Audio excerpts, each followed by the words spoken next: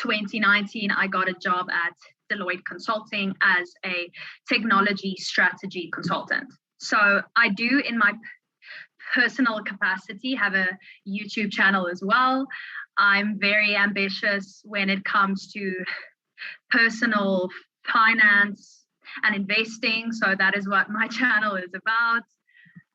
So with that, let's just hop on in to what inspired me to become an engineer. So when Mia told me I had to elaborate on why I chose to become an engineer, to be honest, at 18, I didn't know what I wanted to do. So I don't think there was one specific time or moment in which I knew it was engineering that I wanted to do.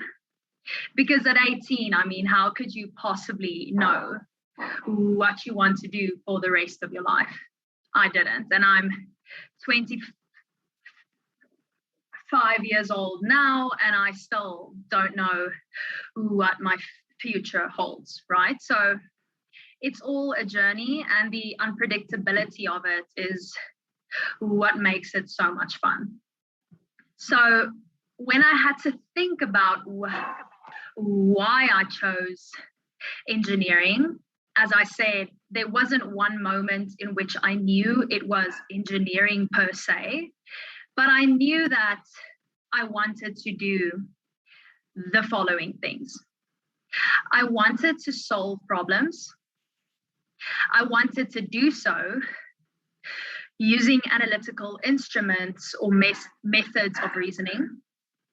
I wanted to work with people and work in teams. Sorry, my phone is over there and it's going crazy. So if you align with any of those core things that I just mentioned, you're probably in the right place. When I Googled industrial engineering, I got industrial engineering is an engineering profession that is concerned with the optimization of complex processes, systems, or organizations by developing, improving, and implementing integrated systems of people, money, knowledge, information, and technology. So that last part, by developing, improving, and implementing integrated systems of people, money, knowledge, information, and technology. That's the part that I like a lot. And that's the part that convinced me that industrial engineering would be for me. So with that being said, what I'm trying to say is, if you like solving problems using technology, but if you also like working with people and bringing the likes of business and technology together, you're probably in the right place. So that is a great segue into what I currently do at my job. As I said earlier, I work for Deloitte Consulting. So many industrial engineers will end up in consulting because consultants essentially solve problems using people, processes, and technology. And that's what industrial engineers do, a lot of them. So as an industrial engineer, you can end up in production, manufacturing, banking, mining, and so forth. That's the cool thing about industrial engineering. It's a very wide array of jobs you can do. But I ended up in consulting because I knew I wanted to work in the corporate environment. So my role as a technology strategy and transformation consultant essentially means that I play at the intersection between technology and people. So I use technology tools to make people at companies work more effectively and enable them to do their jobs using technology. So that's a very conceptual idea. So let me break it down with an example. So last year, I was on a project at a very large energy company. I'm not allowed to say their name, but their logo is blue and they make fuel. So you can do with that what you want to. Sorry, let me just close this. People are emailing me. You can do with that what you want to, but essentially my team and I had to build a technology tool for this company. My role was to gather business requirements, interface with the business stakeholders, and understand what it specifically was that they needed this tool to do. So what was the problem that I had to solve for? So in my role, I had to understand business processes. I had to contextualize those processes and relate them to the possibilities of technology. So I had to play at the intersection between business and technology. I traveled to Germany for 2 weeks to gather requirements and conduct workshops with business stakeholders. Then I had to work with the development team, the IT guys, to start building out the requirements into the tool that we were creating. Throughout this process, I had to manage my own team of a couple of individuals. I had to work with other teams and integrate with them. And then obviously I had to meet deadlines and deliverables as we went along. So that's essentially what I do on all of my projects as a management consultant in technology. So now I want to talk about the challenges we face as women in engineering. Now, I must admit that I'm very privileged to work for a very large global company that is very in tune when it comes to women's rights in the workplace. So I'm sure that if you ask a woman engineer at a mine the same question, her answer will be worlds apart to my answer, because I work in a corporate environment. So there's rules, regulations, and people are generally just very woke. So it's fine. But there have been a couple of issues I have had to face. And I do believe that they occurred because I am a woman. So usually what it was, it's just one or two men who treated me like I'm a little dumb and who wouldn't give me a chance to speak, essentially. So these types of challenges as a woman in the workplace is painful to endure, or painful to endure in the moment, but they truly make me stronger. And they make me realize that my words aren't as important when it comes to proving myself, but my actions and my work ethic is important. So those men who spoke over me and made me feel small and stupid, well, I just proved them wrong by working really hard and doing well in my job. It is that simple. So the positives of being a female in engineering is that the world is changing pretty rapidly, actually. Yes, most of my colleagues are men, but my boss is a woman and her boss is a woman. So there are more and more women in technology and engineering, and it truly is no longer a job just for the guys. So being a female in corporate engineering is a lot of fun because I am surrounded by incredibly smart women all the time. And they inspire me and they support me in my own journey as a young woman in engineering and technology.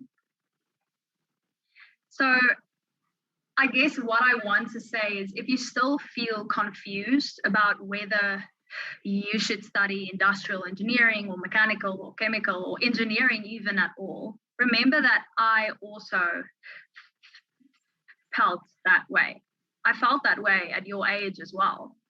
And now I absolutely love what I do. So just remember, if you have a love for analytical methods, problem solving, and processes, you'll probably be fine.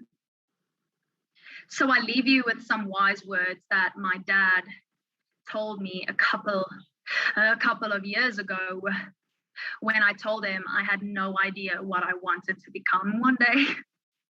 He said, the important question isn't what you want to become, but rather who you want to become. So I'll leave you with that. I hope that's helpful.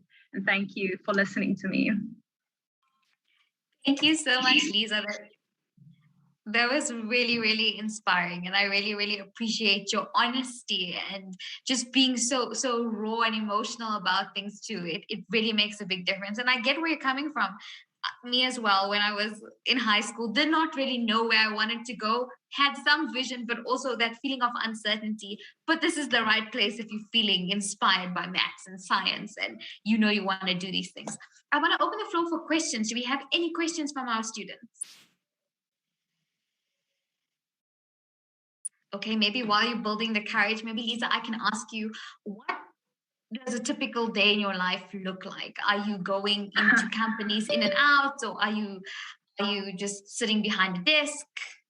Yeah, well, pre-COVID, it looked a lot different to what it looks like now, to be honest. My job currently is remote. I actually currently work with a team in the USA. So I work from home on a project with people who live in the US. So my day is pretty late because the USA is obviously a couple of hours behind us.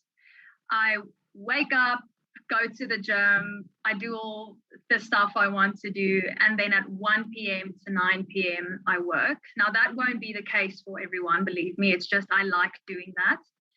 So typically what my day would look like remotely is just meetings, presenting,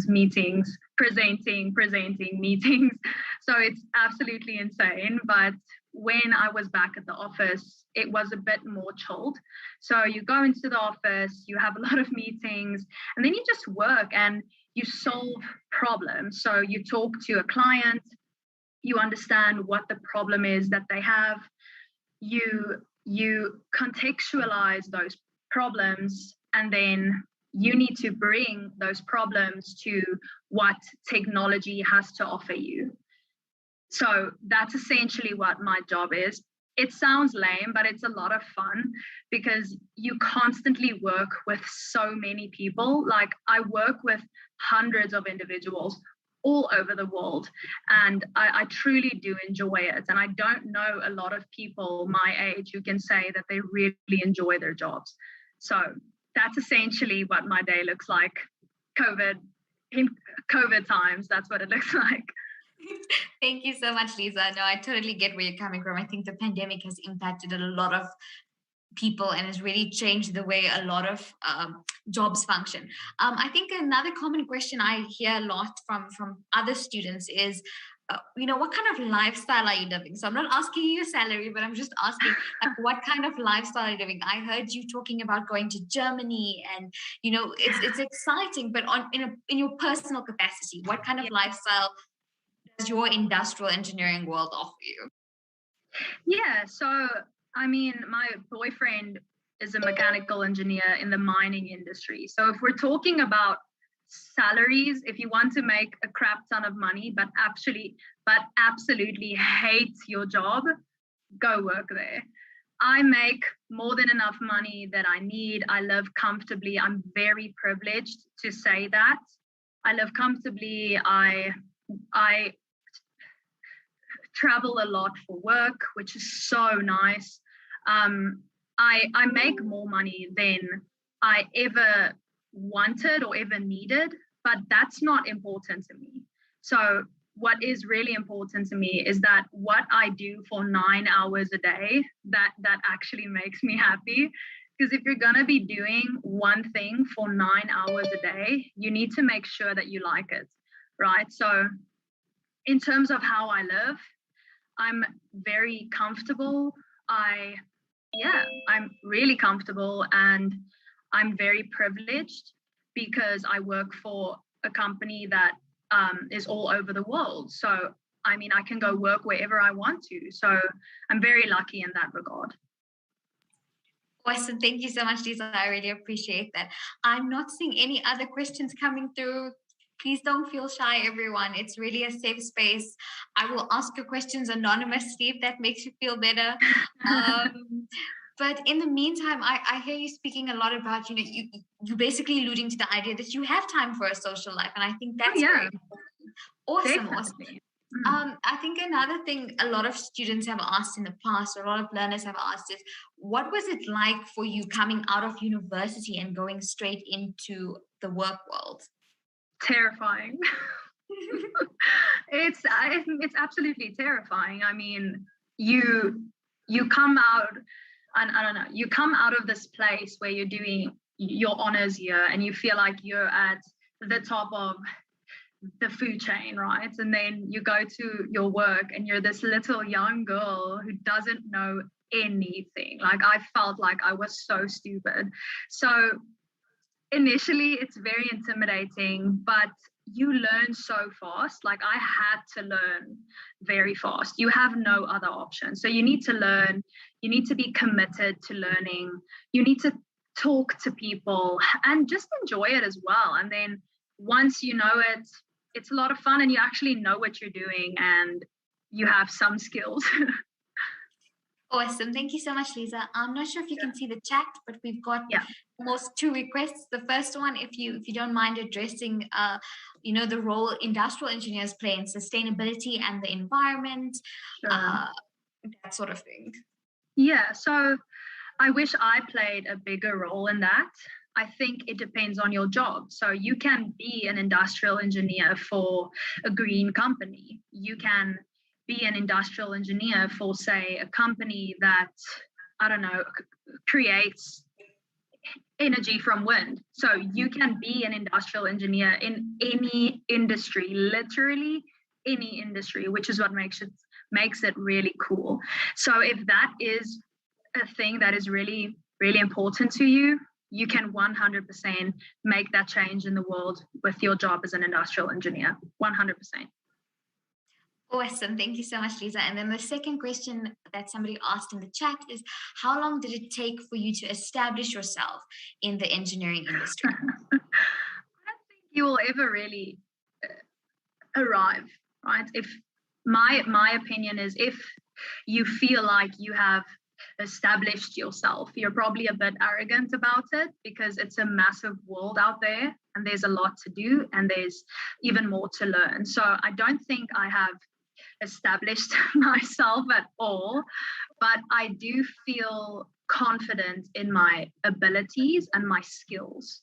So whereas if you would have asked me this right out of university, I would have said I just want to go crawl under a rock and just be left alone, because it's intimidating. But the more you get used to projects and clients and working with adults, the more you realize, hey, I can do this. Like, I have the capacity to do this. I'm smart. I'm a young, intelligent lady. I can do this. And then you kind of learn the ropes and you maintain your way of being yourself and who you are, but being a good engineer. So I don't think I'm established, and I don't think I ever will be. I don't want to be, but I do know now that I have my abilities and my skills, and I'm proud of them. Awesome. Thank you so much, Lisa. I think while we're waiting for the next bit of comments to come in, I noticed you touched on, the idea that industrial engineering, or engineering as a whole, is ever changing. It's growing, with new technologies coming up each day. The field is changing. What we do with them is changing. So I think maybe if I can ask you, where do you think the field of industrial engineering is going? Like, what does the future for industrial engineering look like? To be honest, if you ask me, I'm going to relate it to what I do and what I interact with every day. But I truly believe that we're moving towards a world where digital and technology is going to be incredibly important. And don't let that scare you. Because when I heard that, I thought, oh, I'm going to have to code. I hate coding. I don't want to be a coder, but that's not what I do. I don't code anything ever. Like, I don't do that stuff, but I work in technology. So I foresee industrial engineering making massive strides towards technology-heavy industries, but don't let that make you think that you're going to be a coder, because you're not. You will work with businesses and technology, and that's a lot of fun because you will have a view of the business world as well as the technology world, which is a lot of fun, really. So that's what I see happening. Awesome. Thank you so much. Still waiting for any questions, guys. Please don't feel scared. We're not going to expose you or anything.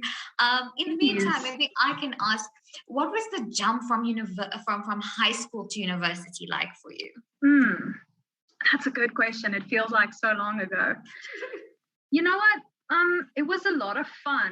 It's obviously intimidating. I mean, you can probably also remember it's a pretty intimidating thing being all alone in this new place, and nobody really cares about how you do. You just need to worry about your own marks, and there's no teacher who's going to be like, listen, I see you're doing pretty badly in this. Can I help you? Like, no, nobody cares. It's just you for you. It is intimidating, but I look back at that time and I just remember the most careless time and just having so much fun, and just it's an entirely new world, and I truly miss university. Like, I miss the people, I miss not having to work over I worked over weekends, I had to study, but I miss like the people I met. I miss the classes, it's a lot of fun. Initially, it's intimidating. Then after a month, you'll get into it and you'll see like it's really, really great. Oh, I see we've got some questions. Yeah, and both those questions are kind of similar, so I suppose we can answer them as one. What jobs are within the industrial engineer? In what career fields is industrial engineering available? Yeah, so as I mentioned earlier, a lot of industrial engineers will end up in production, manufacturing, anything where there's a lot of processes that need to be integrated with one another. And then a lot of industrial engineers will end up in banking as well, because once again, processes and people are everywhere. So where there are processes and people, you will have an industrial engineer there almost 100% of the time. And then a lot of industrial engineers will end up in consulting, because that's what we do. We work with people, processes, and tools. Awesome. I see another question came in. What subjects did you take in high school? Yeah, so I took accounting. Don't know why. It was terrible, but I took accounting. I had music. That was great. I had math and science, obviously, and then Afrikaans, English, all that stuff. Awesome, thank you. Just to tie into that question, as an engineering student, you will need to have mathematics and physical science and a home language. So that will be considered for your application, if I can say that. Definitely. Another question for you is, what's the thing you enjoy the most about your job? People, definitely the people. So you work with the most intelligent, smart people all the time. And instead of having them around you and feeling intimidated by them, you actually feel inspired by them. So yeah, definitely the people. But that might just be me because I am very extroverted. But yeah, the thing I enjoy most is just having people around me that are a lot like me. So that'll be it. That sounds like a lot of fun. Another question came in. Why did you choose industrial management, what excites you about the career? I think industrial engineering, what excites you the most about the career?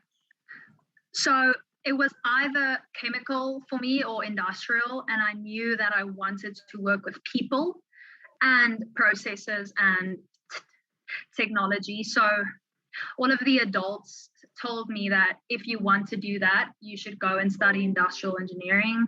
And I'm so glad I listened to them, because they were right. I do love my job, and it's a very important job that we have. So I really love it, and that was why. I can't answer to that, Mia. Okay, so the APS scores, I am not entirely sure what the number is now. I will clarify with everyone and let you know about your APS score. Sorry, Pravyanta? 34. Awesome, thank you. So it's an APS of 34, and I don't think we require NBT marks, if I'm not mistaken. No, we don't require. We don't require you to write the NBT test. We do have, however, an engineering test from the Noordwes-Universiteit, and that's not like an admission test. It is rather, if you're on the edge or on the verge of gaining acceptance, it can help you get into the program as opposed to keeping you out. So that's something to keep in mind. A lot of people stress a lot about admission tests, and remember that admission tests are actually aimed to help you to gain access, not to keep you out. So if you have the marks, it doesn't matter what the test says, you will be admitted, given there's space in the program. But if you are on the verge of the marks, you get 68, for instance, and not 70, then you can get acceptance or admittance into the program without. Thank you so much, Prof. Lenta. Lisa, I see the time, and I know, unfortunately, you've got to go to your big industrial engineering meetings, if I can say that. I think maybe if I can trouble you for one last question from my side, I would say, what advice would you like to offer anybody sitting here today? What is one piece of advice you'd like to leave with? Yeah, that's difficult because there's a lot of advice, but I think if I were to talk to my younger self when I was like, what am I going to do? I would tell myself, relax, it's going to work out. Through everything, just remember you are capable, you are smart, and you can do it. Don't let other people make you feel stupid at university or make you feel like you chose the wrong degree. I promise you, you will do well in any single thing you do if you really try hard and if you work hard and if you stay authentic to yourself. That's the only thing that I really think is the most important tip.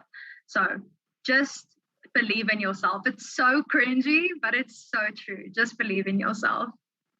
Thank you so much, Lisa. I think those are beautiful parting words. So I just want to say on behalf of everyone here today, thank you so much for giving us some of your valuable time. And thank you so much for your honesty and, actually bringing forward how you feel and what your days are like. I really believe you've impacted somebody's life, at least one person here today. Great. Thank you so much, Lisa, and all the best with the rest of your day.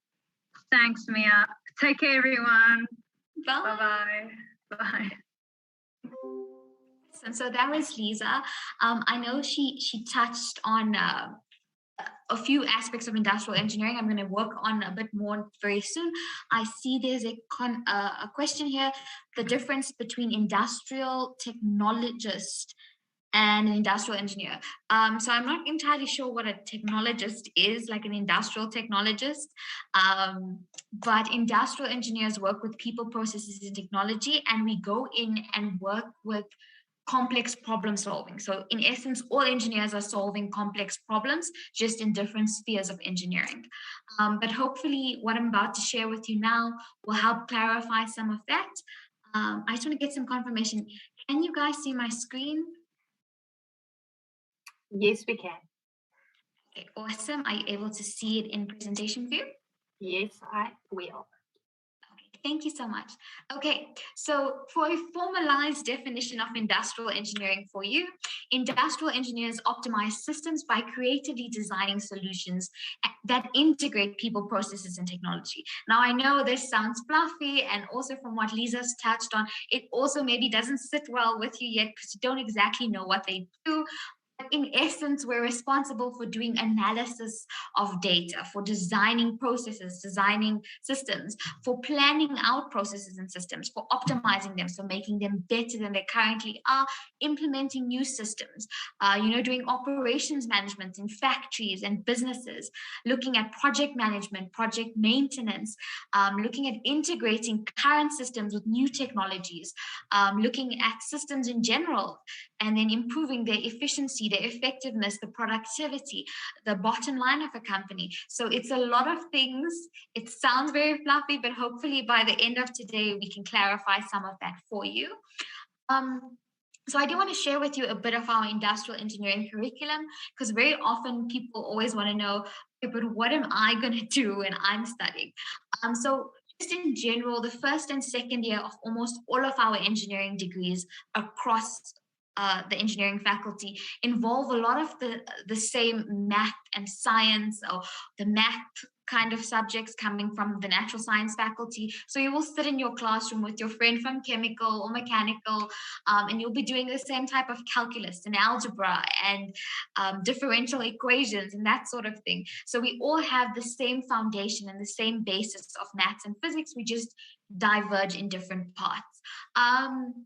So something that sets industrial engineering apart, in your first year, you will have introduction to industrial engineering. So a little bit of history, a little bit of what are we doing, where we're going, just to kind of get you introduced to the field. In your second year, some subjects that set us apart are things like operations management for engineers. So here it's about looking how factories and processes work and how engineers go in there and manage those processes and design new ones, and what are the tools and techniques we can use as industrial engineering. Something else that we do is a little bit maybe strange to you, is labor law. So you won't think that law is something we consider, but labor law is a big part of what industrial engineers do. So there's always this joke of it's no good designing a fancy system that works 24/7 when people that are working with the system cannot work those hours. So it's very important that we design our processes and systems around current legislation. So you will notice as well in your first and second year, like I said, a lot of math. You'll also touch on some communication language type of subjects. You'll do some practical engineering practice, which is kind of cool. You get your hands dirty. And then in your third year, you start really specializing in industrial engineering.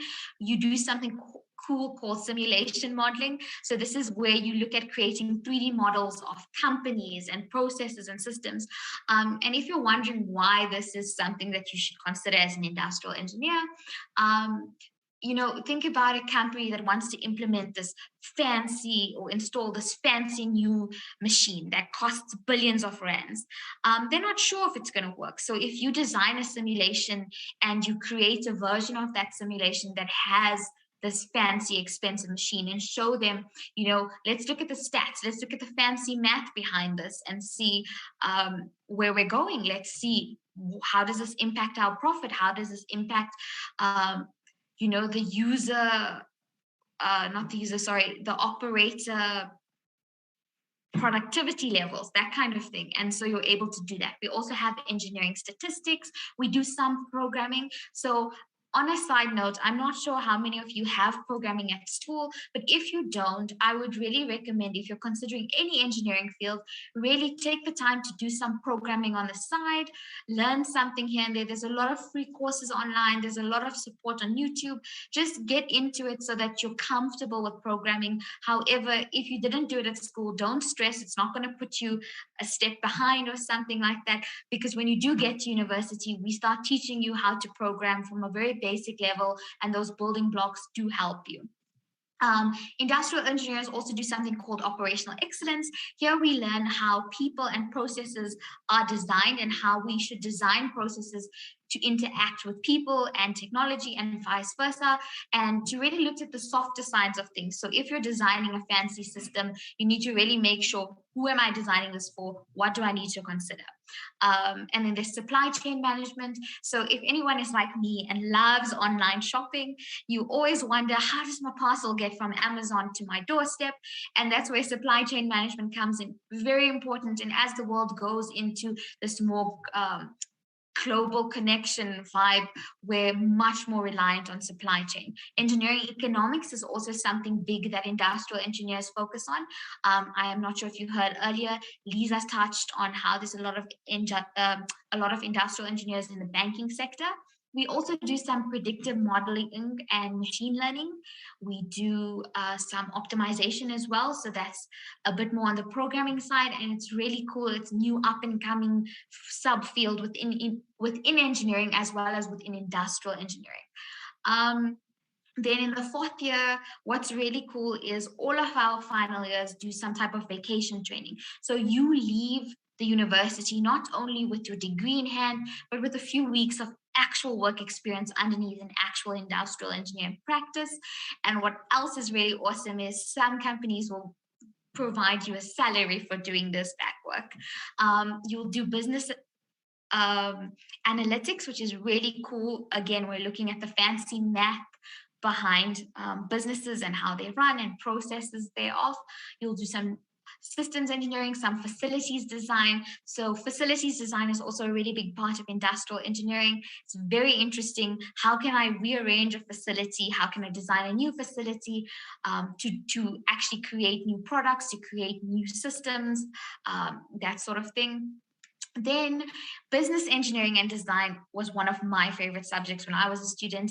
It's really about using up and coming new technology, so Industry 4.0 and that kind of stuff, and looking at how we're going to use that stuff to design new products, to design new tools, or how do we design a business for a new product? How do we design a company and a model around that for technology that does not even exist yet? So it's a very cool futuristic type of module. I love that. So that in a nutshell is your curriculum. So some of the opportunities or industries, earlier on we had a few questions about that. Where do industrial engineers work? That sort of thing. We work everywhere, if that's what I can say. So our Dean of Engineering is actually an industrial engineer, and she very frequently says everything you're touching and everything that's touching you has an industrial engineer involved in that process. So whether it's the stationery on your desk, the clothes you're wearing, your fancy cell phones, absolutely anything. Maybe it's a snack on the table, a bar of chocolate. There are industrial engineers everywhere. So in manufacturing, there's industrial engineers working in car manufacturing plants, bottling plants. So anything that's kind of more on the technical side, if you're interested in that, you can go into that. Mining, I know Lisa touched on that, as well as energy, industrial engineers are in there as well. Again, there's lots of processes and systems within mines and within the energy sector, and that's where we fall in. Another thing we do is in the food industry, so it is a subsection of manufacturing. We have some of our graduates working at Cadbury, working at Nestle, so it's very cool. IT and telecommunications is a big one. Lisa touched on that. That's some of what she does. But as you know, IT is really growing, and it's a field, as technology comes up, it grows. So it's really up and coming. Logistics and supply chain is another one. Like I said, if you have something that you want to come from North America to your doorstep, it should be able to, and that's where that comes in. I have one of our graduates working at Clover, and his job is basically to make sure that the milk gets from the dairy farm to the plant, to the manufacturing plant or the factory as soon as possible on the shortest route. And you can imagine that becomes a bit challenging on days where routes are closed and that sort of thing. The next one is healthcare. So not to be dramatic or anything, but if you work in healthcare, you can literally save lives. So here it's about scheduling. So for example, if I go into the hospital and have a tummy ache, they should be able to have everything to help me. Or if I go in and my arm is cut off and my friend is walking in behind me with my arm, they should be able to help me for that. So it's about being prepared for the unexpected, and industrial engineers really come in here. The banking and finance sector is growing, and industrial engineers are coming in there now as we go into cryptocurrency, how we're designing systems for that, those kind of things. It's very, very cool. And then we have aerospace and aviation. Not to be dramatic or anything, I would say some people would say industrial engineering, maybe the sky is your limit. But I would say dream a bit bigger, because we have industrial engineers at the International Space Station currently orbiting Earth, working for NASA. Is very interesting. So again, it's all about the systems and processes wherever you are. We also have some industrial engineers working in the aviation industry. So at the airports and stuff like that, making sure that when you get on a plane, your luggage gets on the plane with you. There's a lot of scheduling, a lot of planes coming in, going out, people coming in, going out. So it's a lot of organization in there. And then lastly is agriculture. So please don't think it's old school farming. It's using tools and technology to really help improve the way farming is done. And it's really cool. There's drone technology being used currently. There's really cool kind of rods designed for the soil that test soil breakdown, so see which chemicals are in the soil at which times, what's best for planting. It's very interesting, again, up and coming industry. So in essence, industrial engineers are practically everywhere. And then some of the stuff that are in our realm of expertise is planning and production inventory control. We do process mapping, which is going to be something we're going to do a bit later. Facilities design, also something we're going to be doing today. Material handling, systems analysis and systems engineering. There's linear and dynamic programming, simulations, and business engineering. The list goes on and on. It's really, really cool. And then something else for you to know is industrial engineering is currently in the top 10 scarce skills in South Africa. So there is a demand for this.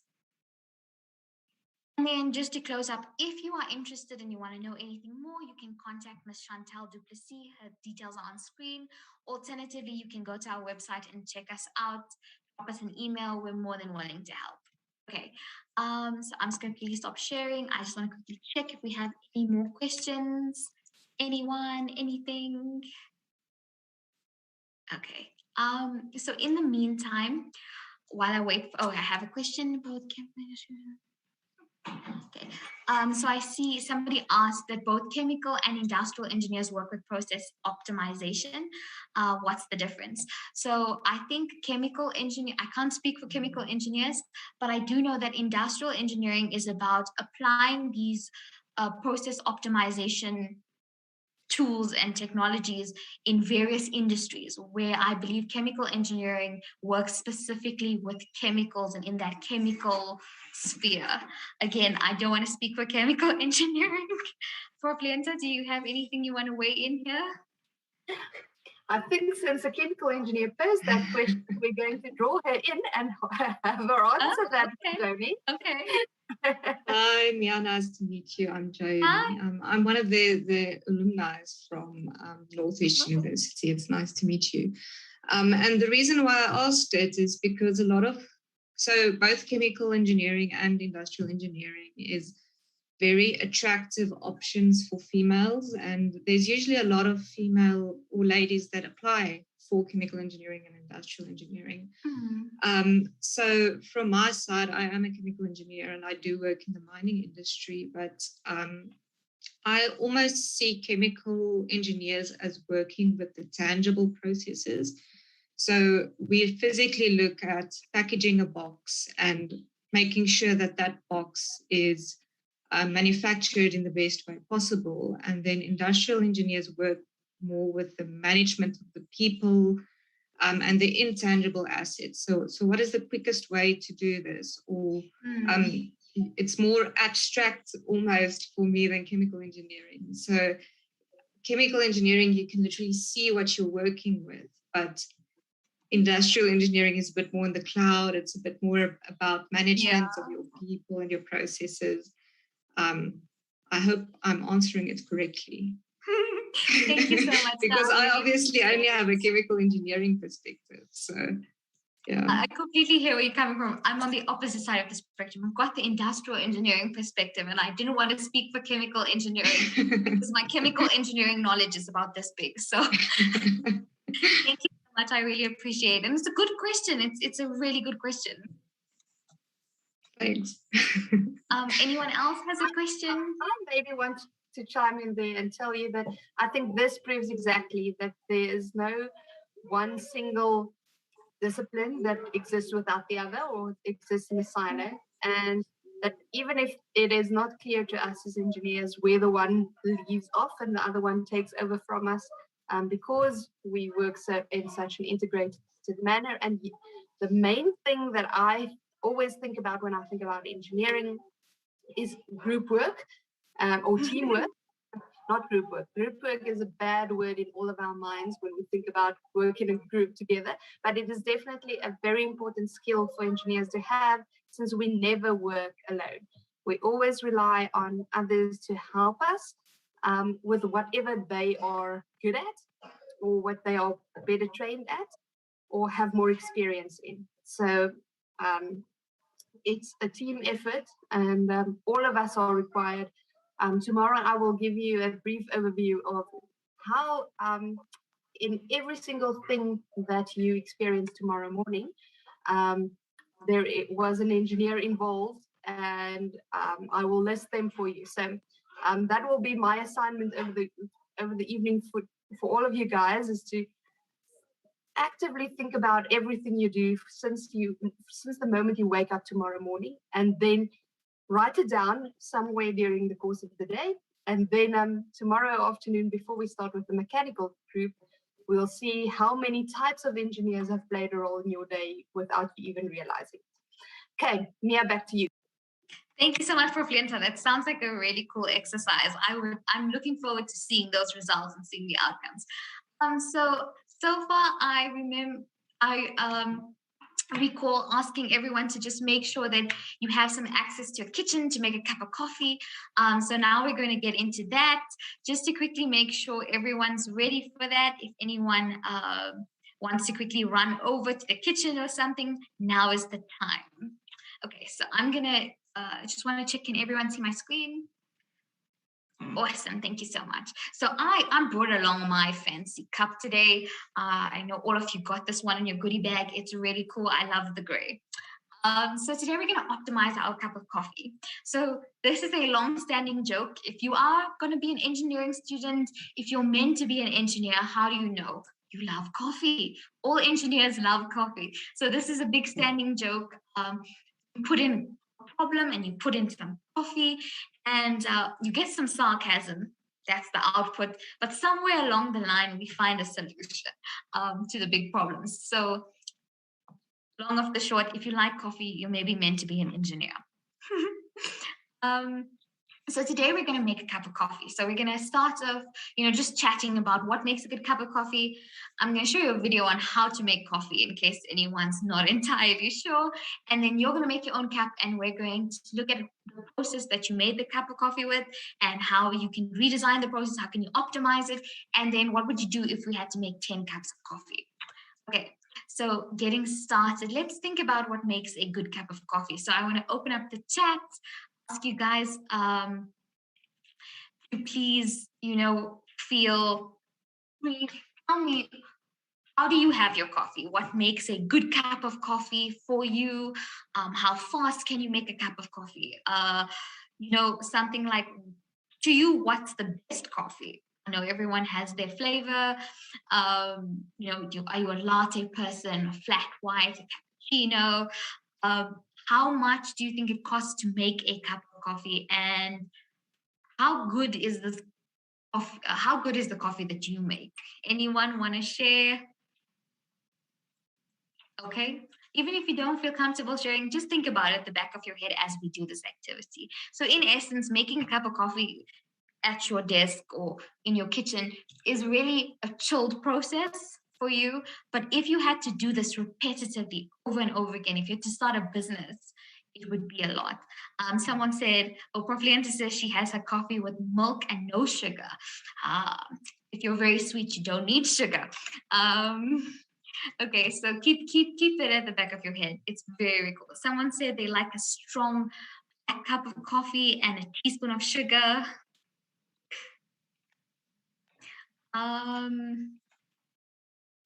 Okay, so a quick video for you on how to make a cup of coffee in case anybody doesn't know, or for our activity later. If you can't make a cup of coffee, please keep this video at the back of your mind as a reference. So standard cup of coffee.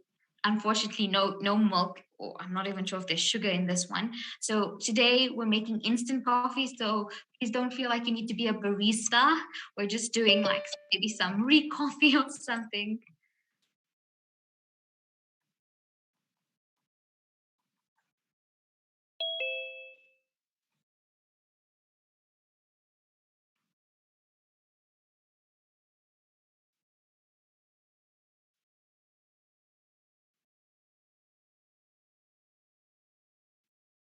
So I know there's some debate around it. Some people say coffee should have boiling water. Other people say the water should boil and then a few minutes to cool. What do you think?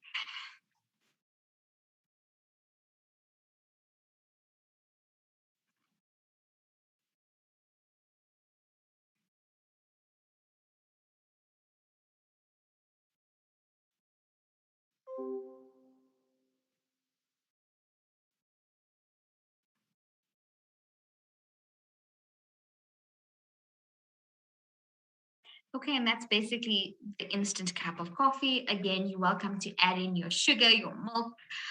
If you're feeling fancy and you have some whipped cream, go for it. Okay, so now I want to give you a few minutes to go ahead and make your own coffee. But before we do that, I want you to keep the following at the back of your head, because when we come back, you're going to do this. The first thing I want to share with you guys is we're going to do process mapping, we're going to do time study and a facilities design. So keep in mind the process of how you made your cup of coffee, write it down if you can, and then look at how long it takes you to each step. How long does your water boil? How long did it take you to get your cup out the cupboard? And then also we're going to look at the way your kitchen is designed. So I now think that it is about 3 minutes to 4. So I'm going to give you maybe about 4 to make yourself a cup of coffee. So in the meantime, I'm going to stop sharing my screen and I'm going to check out if anybody else has any questions. So I'm seeing somebody told me here in the chat that they have 85% milk, 5% water, 5% sugar, and 5% coffee. I like the way you're breaking down your coffee. I see someone asked, what is industrial engineering based on? So industrial engineering has its foundations in the production line. And if you look far back into history, it started with the Industrial Revolution and the production lines. So wanting to make a lot of things and as fast and as quickly and as cheaply as you can. So it all started there. However, it was soon realized that we can really take those concepts and those principles of doing things on a production line and go and implement them in different industries and different companies. And that's where industrial engineering has grown from. So if you were to ask me what it was based on, it's initially based on a production line. So industrial engineers came about as somebody who was able to talk all big fancy engineering at a high level with all the fancy engineers, and also translate that into what type of thing are we going to do in our production line? What are we going to do in a factory? So that in essence is where it comes from. Any other questions?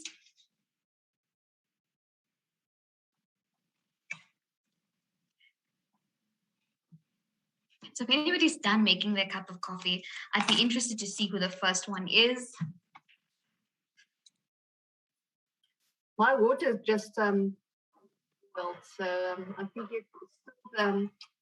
you're too hasty.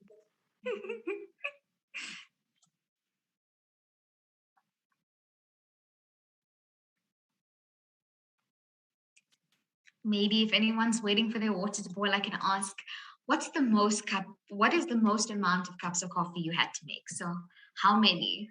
Do you have to make coffee for like 10 people, 5 people? Did you make it in an urn? I know a lot of people do that like at events.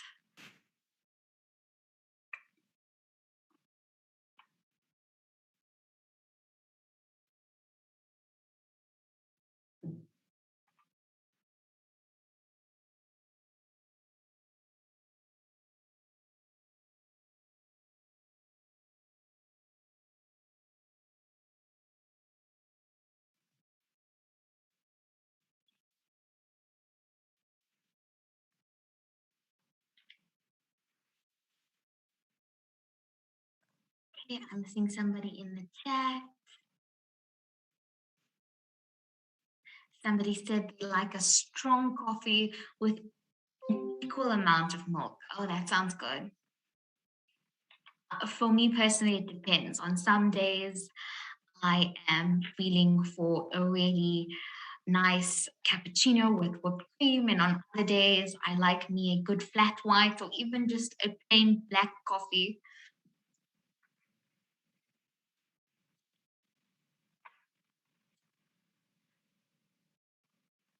Okay, we've got 4 minutes left. I'm interested to see who comes back first. If you're done with your coffee, please drop us a message in the chat.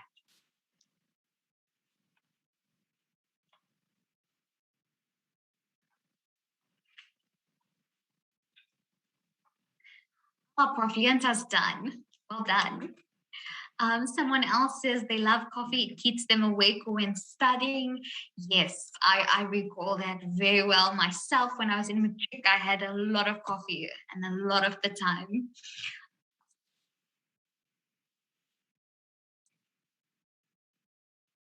I see 2 people are done. Another person done. That was quick, guys. Well done. So I also want to say, if you are busy still making a cup of coffee, please feel free to take a picture and tag us in it on your social media accounts or share it with us on our chat. We'd love to see it. You want to take a picture with your fancy cup, sipping your coffee too?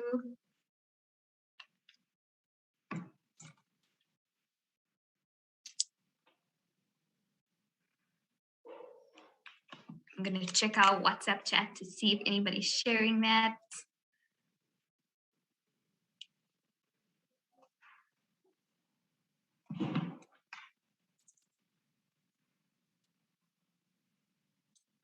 Okay, 3 minutes left, maybe 2.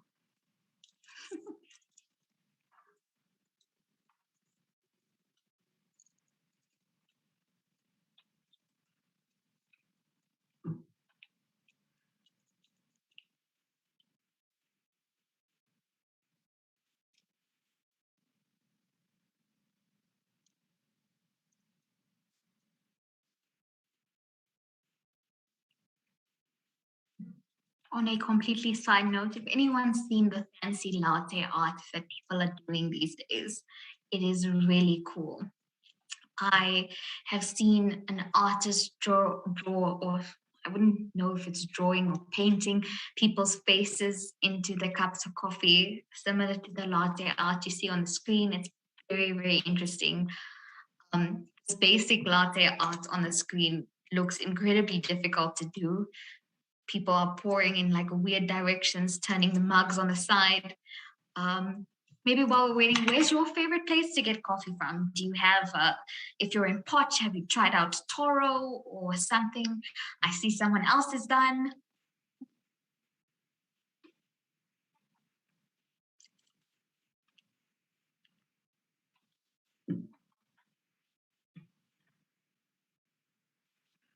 Okay, there's 1 minute left, so maybe so long I'm going to just quickly expand this, and my screen's not budging. Okay.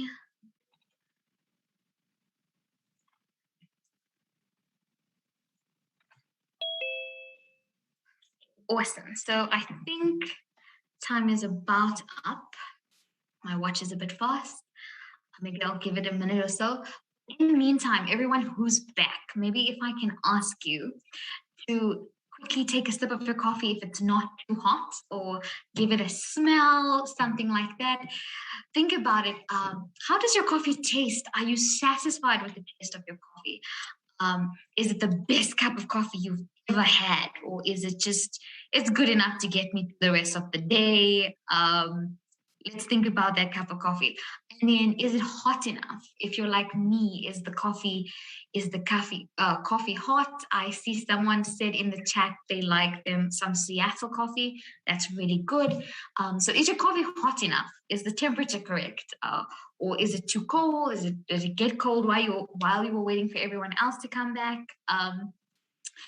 And then how long did it take you to make this cup of coffee? What made you take long, or what made you make the cup of coffee really fast? So maybe if I can ask you to type those answers in your chat, what made you take long, or what made you make the coffee much faster? And then let's think about what we could change if we had to do it again. Okay. So now we're going to do some I'm going to teach you some industrial engineering tools, and we're going to try to use them. So the first one I have for you is process mapping. So process mapping is essentially a really crucial part of industrial engineering. If you as an industrial engineer walk into any company, into any factory, anywhere where there's a process, and you want to start, understanding what's happening, you want to figure out what's going on, where the problems lie, what's happening, you would start with a process map. So that's essentially mapping out the entire process. Step 1, I did this. Step 2, I did this, that kind of thing. And by doing this, we're able to analyze a current system and also see where the problems lie. So when you start mapping out a process, you start seeing, okay, but a lot of time is spent here, or a lot of resources are actually piling up behind this person who's working on an assembly line. And then okay, that person is your constraint, that person is the bottleneck in the system, or something like that. So process mapping is very, very important. And it can be done for absolutely any process. So we're using a cup of coffee today because it's a simple process, and I'm almost certain at least most of you have access to making yourself a cup of coffee, which is why we chose this system, or this process rather.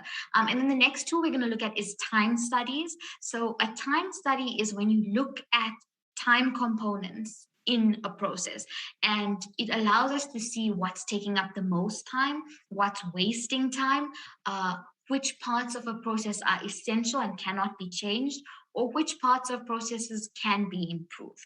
And we're going to do this today as well. And then last tool I'm going to share with you is facilities design.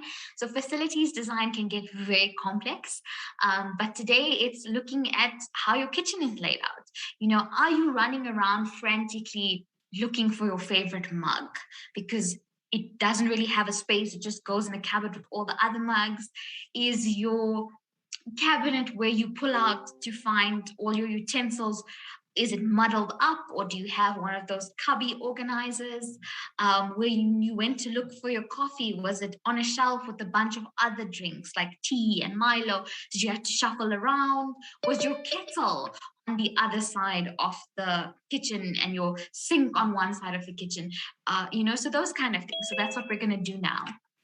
So the first thing I want to share with you is process mapping. So essentially your process map is going to look like this thing on the screen. I can just get my pointer going. So it's essentially going to look like this, more or less. And then these are our process mapping tools. So symbols rather. So you always start with this ovular shape thing. And then basic processes are boxes. If you get delayed by something, for example, maybe before you had to make a cup of coffee, your mom was already using the kettle for something, so you had to wait. Or if you were boiling water on the stove, you had to wait longer, or something like that. And then if you're measuring something, there's the circle. So are you checking the quality of your coffee? Are you inspecting it? Are you measuring the spoon? Are you checking your cup? Is the cup maybe a little dirty? That kind of thing. In storage, if you're looking for something in storage, for example, maybe in your kitchen, there's a cupboard with all your utensils in, you have to dig around in there to find a teaspoon. That's something in your system. And then if you're making a decision, so if you got to the cupboard and you had to decide between coffee and tea, you do something like this. So I want to ask you all to please maybe get a pen and paper and draw me a process map.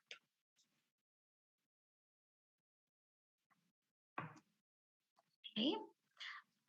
So maybe while you're drawing your specific process map, I can share with you mine, or maybe I can quickly just see. So someone said it took me a good 4 to 5 minutes to make a cup of coffee. I don't think I took so long. the water takes like 3 to 4 minutes to boil, and it takes a minute. Okay, take out the cup and fill it with the contents. Not enough sugar. Okay, so someone said there's not enough sugar. Thank you so much for your feedback. I really appreciate it. So it actually, something cool that I learned was not everyone makes the cup of coffee the same way. So I thought it's instinctive to first go to the tap and fill my kettle with water. And put it to boil. However, some people like to first go to the cupboard and get themselves their coffee and put it in the cup and then go get the water to boil. Also, something else that I learned while practicing this before I asked you guys to do it was if you fill your kettle with the different amounts of water, it boils faster or slower. So if you fill the whole kettle up, it takes longer to boil. If you fill just right amount of water in, it's shorter. So those kind of things also take into play. Also, some people want to argue and get very technical and might say that your different types of kettles boil faster or slower. So if you've got a whistling kettle on a stove, it's going to take much longer than if you've got one of those electric kettles. And even with your electric kettles, different brands may boil faster or slower. So it can get a little bit more complicated than not. So this is my process. So I start off and go to the tap and fill my kettle with water, and then I take the kettle all the way back and put it to boil. Then I decide to go and fetch me a cup and spoon out of the storage, so in the cupboard. Then I go to another cupboard and I fetch my coffee and my sugar. And then I start measuring out my spoon of coffee, my spoon of sugar or so. And then I put it in a cup. And then I add the boiling water to the cup, and then I stir. And if you want to throw in your milk or something, that comes into play as well here. Okay, is anyone done drawing out their process map?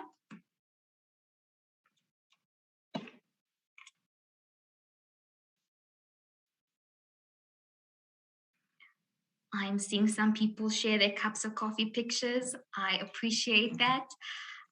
Thank you guys. It's looking good. Okay, so I am gonna say you're welcome to take a picture of your process map and share it on our group, or if you're feeling up to it, we can talk about it.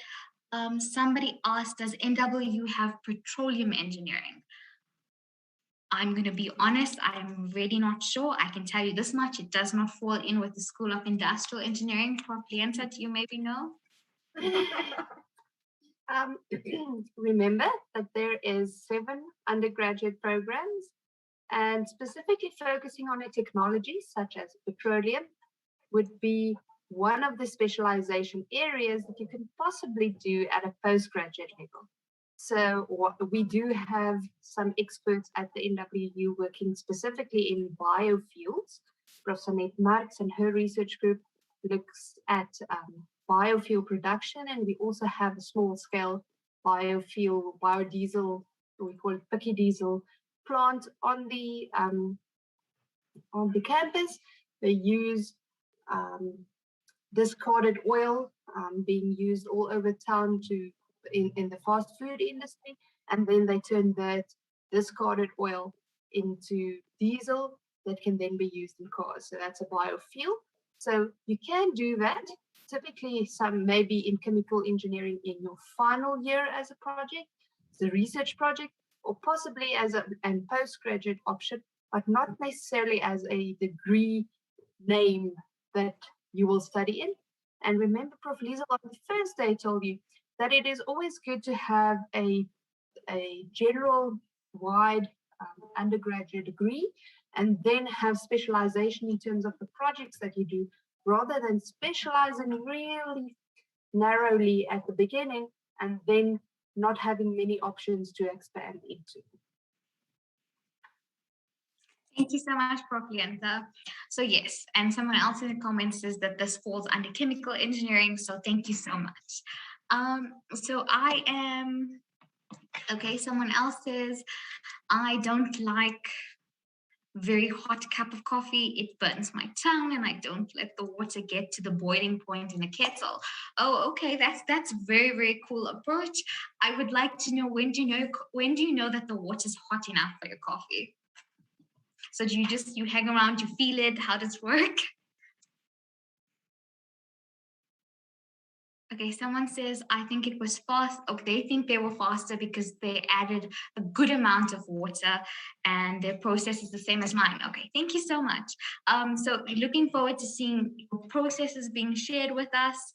In the meantime, I'm going to go over to the next one. If you're not done, please let me know. I will be more than willing to share this presentation with you guys a little bit later.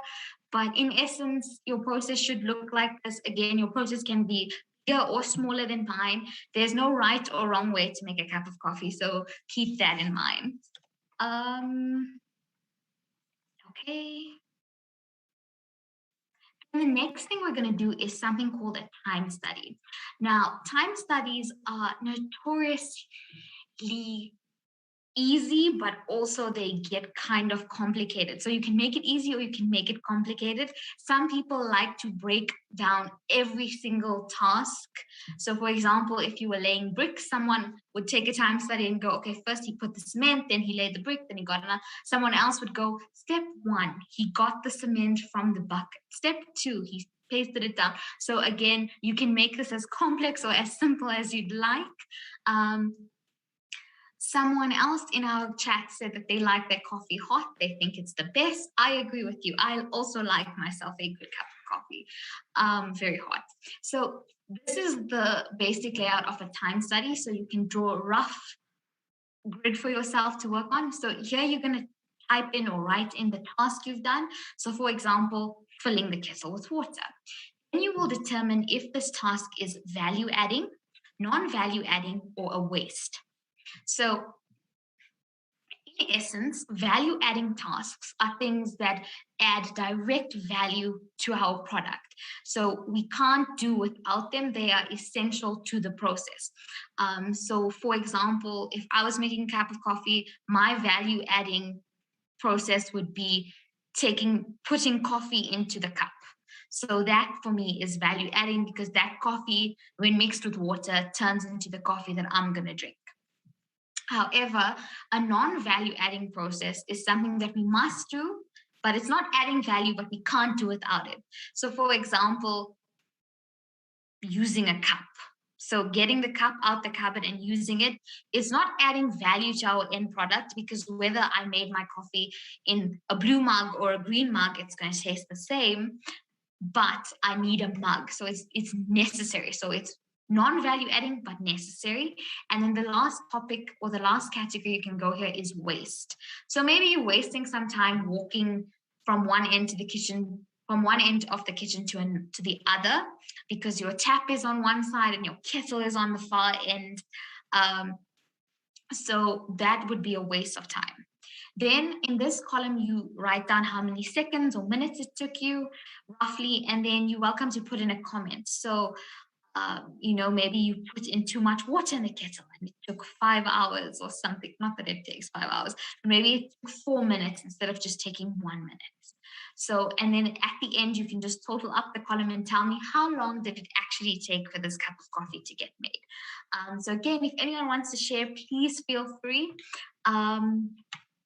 But in the meantime, I can share with you a very rough idea of one I did. And again, like I said, there's no right or wrong way to do this. Everybody makes their cup of coffee different. So maybe filling up water was value adding because I need the water. And it took me 4 seconds to open the faucet and let the water come in. Then maybe I took a lot of time walking the kettle from the sink back to the socket or back to the wall because it's on the other side of the kitchen. So maybe my sink is on one end and the kettle plugs in at the other end. And so you can see it's a waste of time that I'm walking because it's not changing the process at all, but I have to do it essentially, or I won't be able to get my cup of coffee. So I'm essentially wasting 10 seconds walking around. Okay. Then putting the water to boil. So this is value adding because I need boiling water. I can't have my cup of coffee with cold water.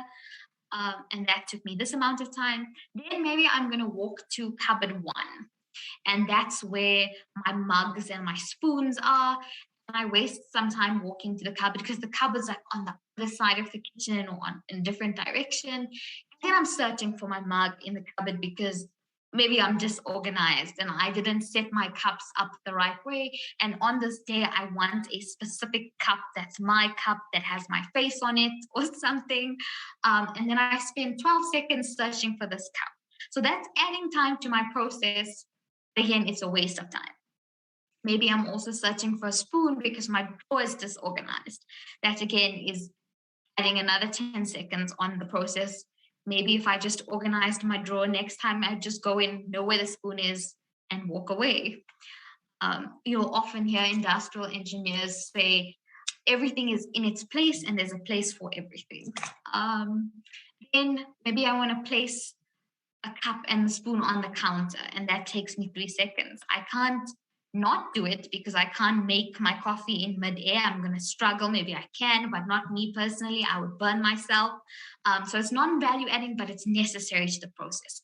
I'm going to walk to cupboard 2, waste some time there, fetch me some coffee and sugar out the cupboard.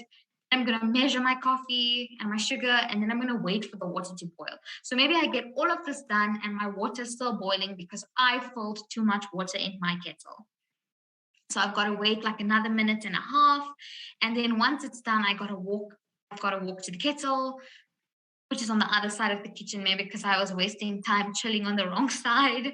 And then I've got to put the water in the cup, stir it up. So essentially, I spend a few minutes making this cup of coffee. Somebody says in the chat, I take a lot of time making coffee. I wish I could just eat the coffee directly without mixing it with hot water and the other ingredients. Okay, that sounds good. I know there's like coffee chocolates and coffee flavored things if you're interested as well. So in essence, when you do this, I want you to also look at your time study and see what are you seeing on your piece of paper that's a waste of time. Now, of course, we're making a cup of coffee and this example is very silly, small example, but can you imagine if you were manufacturing cars or putting together cell phones or manufacturing cell phones in a company or in a factory? This time that you're wasting is wasting money. It's wasting time that you should be processing or creating or developing new products. So time is money. So again, what can we do to reduce those times? Somebody said, filling the water for me is so frustrating. I wish I didn't have to. And I would like to find a way. Okay, that sounds good. Some people like to leave water in their kettle all day. Some people like to leave a jug of water near their kettle to solve that problem. If you come up with something else, I'd love to hear about it. For example, if we look at this process, what can I do to this process to save me time? Maybe I can move my kettle. If my kettle's on the other side of the kitchen, maybe I can move it closer to the sink, or maybe I can move it closer to my mugs. You can start looking at little things like this. Where do I keep my coffee? Where do I keep my sugar?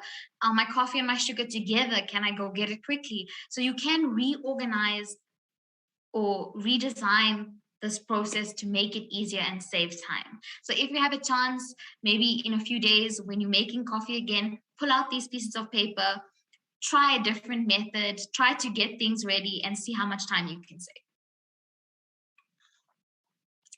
Okay.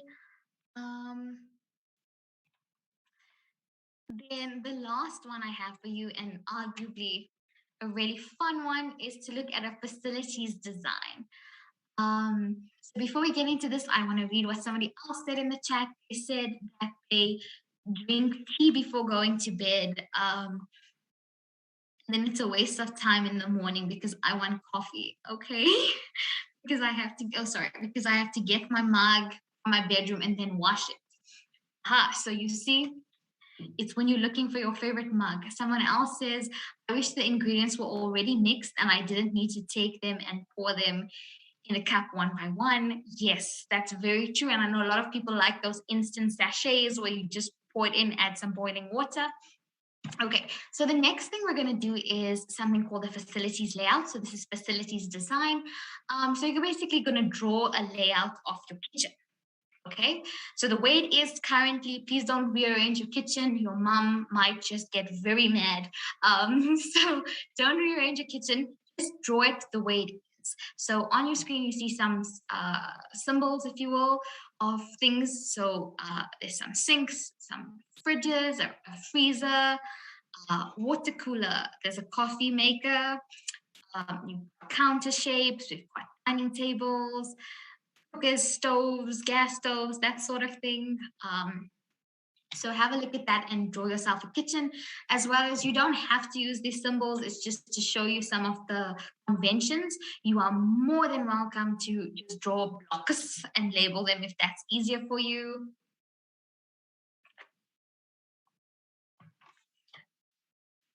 So as you do this, you'll be very cognizant of where things are in your kitchen and how your kitchen is laid out. And when we go over to it, how would you improve it next time? So would you, if you could, don't reorganize your kitchen in practicality, but if you could on a piece of paper, how would you redesign your kitchen? How would you change up things? Where would you put the cupboard with coffee? Where would you put the cupboard with your cups and spoons and sauces and that sort of thing? So someone said, what if a pipe was already connected to the kettle? All you had to do was open the tap. Very good idea. I know a lot of corporate companies have like a water heater, I think that's what it's called, that sits next to the tap in the kitchen that continuously boils water. So you just go to it and like take out boiling water from this thing and have yourself a cup of coffee. You don't even need to put the kettle on.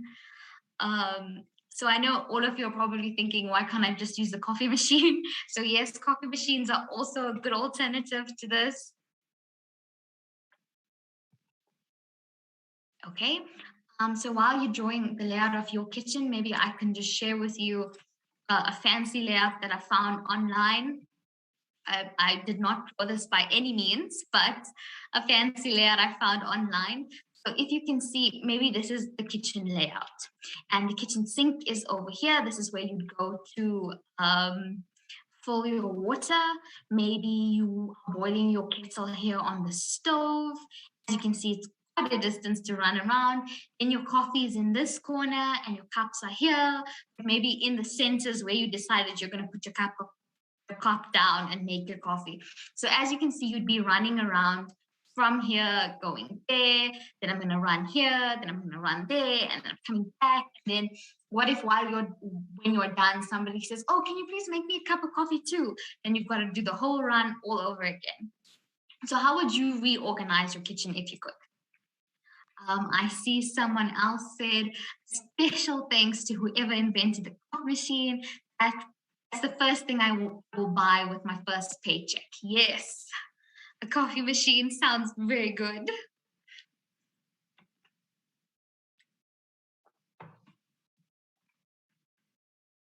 Okay, so if anyone's done, want to share their layout, please be willing, more than happy to see what you've done. I see in the chat somebody shared their process flow chart or their process map. Well done. It looks great. Okay, so I am going to assume you're done drawing your fancy layout. It doesn't have to be as fancy as this. It can literally just be blocks. The idea is that you know where things are.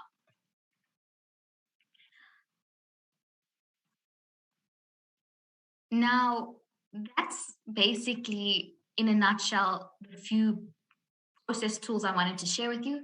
So I want to ask, if you could improve this process, if you could have full liberty to redesign your kitchen, to even if that means redesigning the cupboard space or putting in a new water heater or using a new kettle, if you had freedom to design this kitchen to work the best for you, to make coffee as fast as you could, what would you do?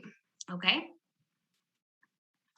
So if you could do this, sorry, I'm glitching now. Okay. So if we look at process maps, how would you redesign the process? Where could you save time?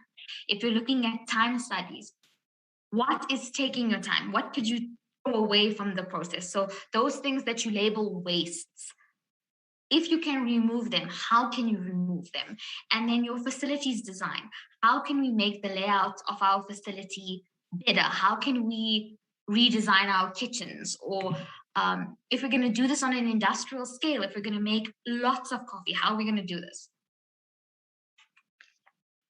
Okay, so I know we don't have a lot of time, so I'm not going to ask you to redraw all your processes now, but maybe if you can take another color pen or something and highlight in your processes or your current stuff that you've done, where would you change what?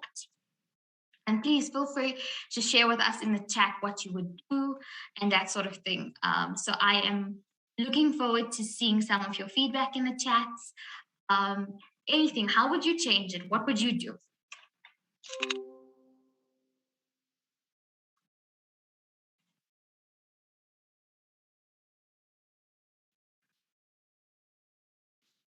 I see somebody has a really cool idea book from Femmegineering that they're using in our WhatsApp chat. It looks cool.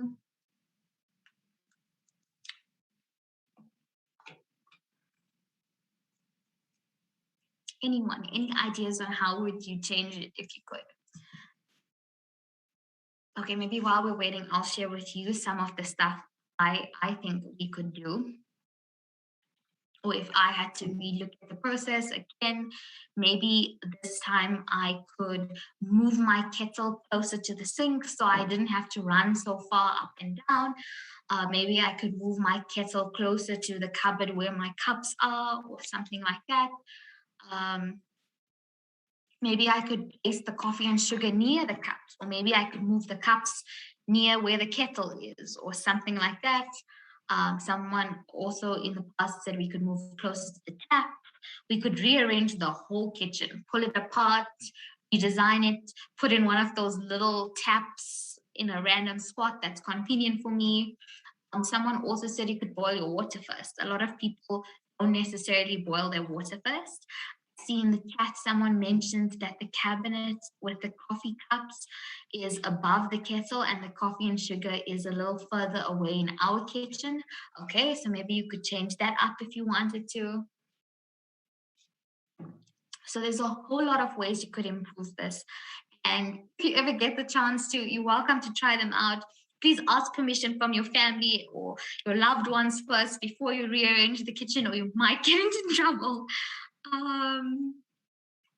And then let's talk about this now. What if we had to make 10 cups of coffee in one go, or 20, or maybe even 30 cups of coffee? How would that impact our layout? How would that impact our process? Would anyone like to share?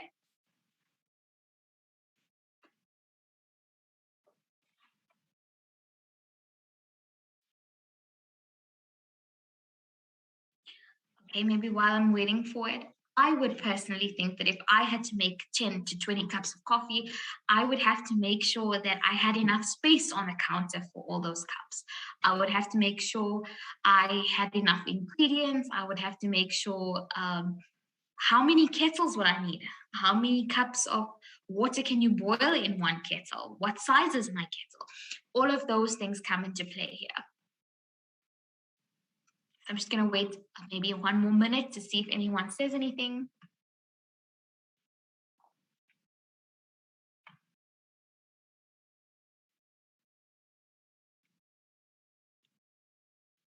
Okay.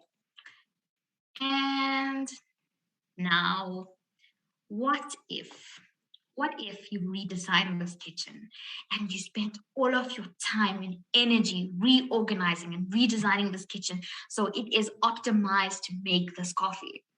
What happens if I come in and now tell you, you need to have your kitchen ready to make me 10 pizzas?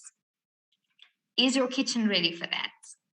Probably not, because you've now designed your whole kitchen to look at coffee, but now we have this whole new thing. Okay, someone said for their redesigns, water in the kettle won't be enough. That's for the 20 cups of coffee, the water in the kettle won't be enough. And that sucks because the boiling water will cool in the other cups. Very good point. So if you're making a ton of coffee or many cups, you're going to struggle because once you boil, so what happens? You're going to need more kettles, or you're going to need more people to help you. Then your process expands. But coming back to the pizza example, you've now spent all of your time and energy into making your kitchen optimal for making a cup of coffee, but now you've got to make pizzas. You've got to go and redesign your facility. You've got to go redesign your processes. You've got to look at other things. You've got to look at different constraints, different design requirements. So that comes back to the idea that engineers in general are always going to be needed, because the only constant is change. And industrial engineers especially, because processes are going to evolve, technology is going to evolve, we are going to move in a different direction. Maybe in the future there's going to be a fancier way to make a cup of coffee. We don't know yet, but what we do know is that we will be equipped to deal with those processes, to deal with that technology, and to be ready for all of that. So that was our activity. I just want to ask, do you guys have any questions in general about industrial engineering? Anything specific about our cup of coffee exercise? But I want to also take this opportunity to say thank you to all of you for participating. Thank you for sharing your designs of your processes and your layouts and stuff like that on our group chats. It was really fun to see you guys do this.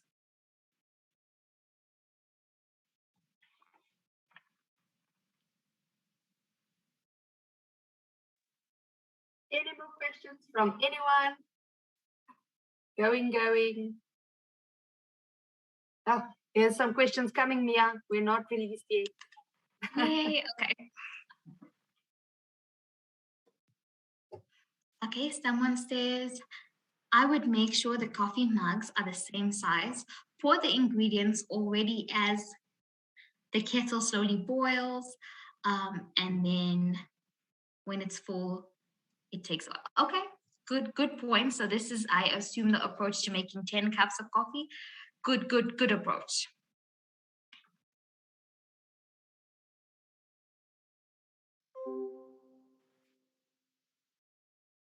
Okay, it looks quiet again. Okay, I think we'll give it a maximum of 3 more minutes. Thank you so much for actually participating this afternoon. It was really fun to be alive while we're having the hands-on project. So we could see you actually doing it. The other days we hoped that you were doing it, but today we could see it. And I'm really proud of you guys trying your hand at process drawing and really doing this actively. It makes it worthwhile the time that we spend working on these assignments or these hands-on projects. All right, so I think still no more questions. Okay, so thank you so much, Mia, and thank Lisa on our behalf again for her presentation today. I think both of these ladies are very inspirational, and I really enjoy spending time with them. Today, I also spend a lot of time, or I made a lot of posts about our alumni volunteers. So reach out to them. You will see that in each of their bios, I'm indicating where in the country they are. So I think I've posted Northwest, Western Cape, Mpumalanga and Limpopo so far. So what's still coming up is Gauteng and the Free State. And if you're somewhere and you're looking for someone that can be a mentor to you, someone that you can reach out to, or something that is someone you can follow on LinkedIn or Facebook or Instagram, and just be that guiding light for you, or that inspirational male or female role model, I'm really proud of the guys that's actually stepping up to be our alumni volunteers, and then also a number of them from other faculties that heard about Femmegineering, is excited about what we're doing and joining us, even though they're not engineers. I'm really proud of them. So I think we have Kletlo Gonolo, who is in international trade, or is in, no, he's in transport economics, and then we have Collins from international trade. So thank you so much for reaching out and being a volunteer and being a role model in your community. Remember that long after Femmegineering Week has passed, you can still remain in contact and just have them as your behind the scenes supporters who help you keep focused on your academics, help you through those tests that feel that the world is ending. And I hope that you'll have a good rest this evening. Tomorrow will be our last day, day 5. I had a question from someone yesterday whether we're going to ask you to submit your homework. No, we're not. You're here voluntarily because we're here voluntarily because we want to share with you. So no submissions of any assignments. It's really just to open up a new world to you. Remember, your homework, not for submission, for yourself to have ready for tomorrow afternoon, is to write down everything you do tomorrow morning, all the way up to reaching your school. And if your school is homeschooling at the moment, everything up to the point where you sit down at your computer and start working, or at your textbooks and start working on your assignments. So remember to really actively think about everything since the moment you open your eyes tomorrow morning. And tomorrow afternoon, I'll show you how engineers play a role in that. We will also get to spend time with 3 more ladies tomorrow afternoon from the faculty or the School of Mechanical Engineering. And you will need access to a computer tomorrow afternoon because Karen, who has been sitting next to me all week behind the scenes handling the streaming for us. She's also a mechanical engineer, and she will give you a step-by-step process or experience in drawing, 3D drawing. So even if you don't have that as a subject, we'll show you how to do that. And now I think my dogs are fed up with me speaking all the time. So I'm going to say goodbye. Have a good evening and see you tomorrow for the last time. Goodbye. Bye.